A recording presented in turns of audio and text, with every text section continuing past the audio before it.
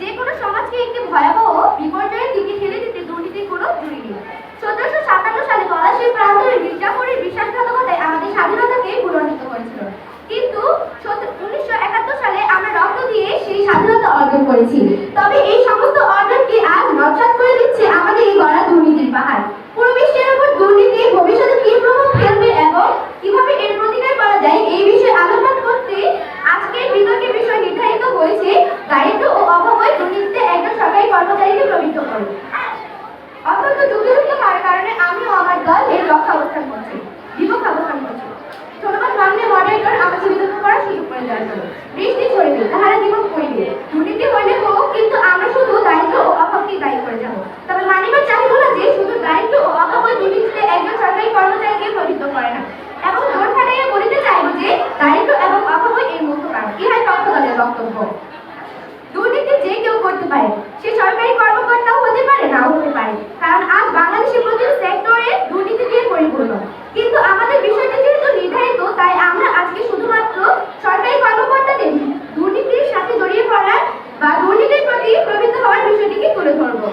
মাননীয় মডারেটর, বিপক্ষ বিধায়িক বন্ধুদের বোঝানোর সুবিধার্থে আজকের বিষয়টি আমি 4 ভাগে ভাগ করে নিচ্ছি। প্রথমে বলছি দারিদ্রতা নিয়ে।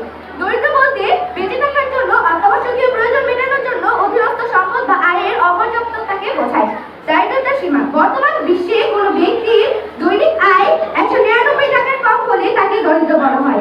বাংলাদেশের সরকারি বেতন কাঠামোয় ২০১৫ সাল অনুযায়ী সর্বনিম্ন পর্যায়ের অর্থাৎ ২০তম গ্রেডের কর্মচারীর পে স্কেলের প্রাথমিক ৮,২৫০ টাকা, এবং সেই ক্ষেত্রে মূল বেতন দৈনিক গড়ে ২৭৫ টাকা, যা দরিদ্র সীমারেখার ঊর্ধ্বে, এবং সর্বনিম্ন ১২৫০ টাকার কিছু কম বেশি হয় স্থান ভেদে, অর্থাৎ সরকারি কোনো কর্মকর্তাই দরিদ্র সীমারেখার নিচে অবস্থান করে না।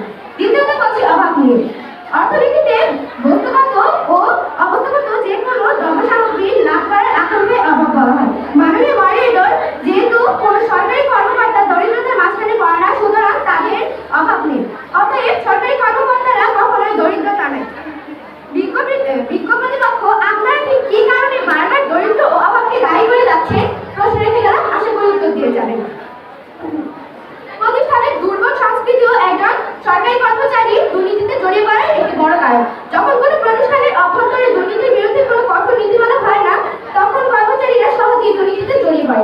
উদাহরণ হিসেবে আমি বলতে চাই সদ্য পদত্যাগকৃত সরকারদের সুবিধাভোগী এস আলম গ্রুপ, যারা দুর্নীতি করে অর্থ সম্পদের পাহাড় তৈরি করেছেন। এছাড়া সালমান এফ রহমান ও তার বিভিন্ন কোম্পানি তো রয়েছে। মাননীয় মডারেটর, আমি আমার দলের ভিত্তি মজবুত করার জন্য বলছি যে অভাব ও দরিদ্রের কারণে দুর্নীতি হয়, কিন্তু সীমাহীন লোক স্বার্থপরতা তদারকির অভাবেও যে দুর্নীতি কম হয় না, তাকে আপনারা কখনই অস্বীকার করতে পারেন। বরং দরিদ্র ও অভাবের চাইতে উক্ত কারণগুলোর জন্য বাংলাদেশে বেশি দুর্নীতি হচ্ছে। মাননীয় মডারেটর, আপনি আমি সবাই জানি, এই কথাটি আপনি আমি সবাই জানি। আর এত কিছু বলার পরেও যদি আপনারা বোঝেও না বোঝার ভান করেন, তাহলে আমাকে বলতেই হয় হায়রে কপাল মন্দ, চোখ থাকিতেও অন্ধ। তাই তর্কের সাথে তর্ক নয়, যুক্তির সাথে যুক্তি নয়, আসল হাতে হাত রেখে চোখ রেখে এক সুরে সুর মিলিয়ে বলি, অভাব ও দারিদ্রতা কখনোই একজন সরকারি কর্মচারীকে প্রবৃত্ত করে না, এবং অভাব ও দারিদ্রতা এর একটি কারণ মাত্র, এবং কখনোই অভাব ও দারিদ্রতা এর একমাত্র কারণ হতে পারে না। তাই আসুন সরকারি কর্মচারীদের দুর্নীতিতে প্রবৃত্ত করার অন্যান্য সকল কারণ খুঁজে বের করে তা নির্মূল করি এবং সমৃদ্ধ দেশ গঠনের মাধ্যমে সার্বিক চেষ্টা করি।